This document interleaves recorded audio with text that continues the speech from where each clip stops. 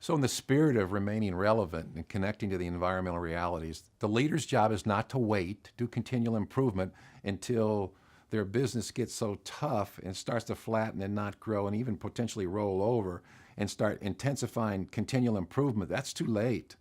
The business model has to be re-engineered. It's way down here. It's fundamental. It affects everything in the business.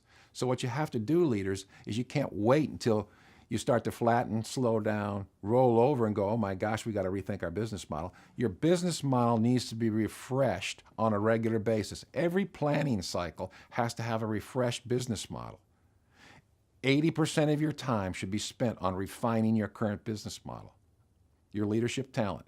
15% should be spent on the next generation. And you've got dedicated people that are designing a business model that you frame it with. If we had to put ourselves out of business, what would that business model look like? 15% of your leadership time is being spent with a dedicated team to invent that new business model. 5% is even reaching out farther, way out there. 5, 10, 15, X years. 5% of your resource leadership talent is being spent over there, which will inform each of those business models. When you have that going on in your executive leadership planning, you're very confident. You're starting to see things roll. You're starting to see how the environment's changing. You're saying, we've been working on years for this second business model. We're going to start migrating that in, as opposed to, oh my gosh, what are we going to do? This business model that served us for 20 years, 30 years, it's no longer serving us. Then it's a panic, it's a rush, it's reactive instead of responsive.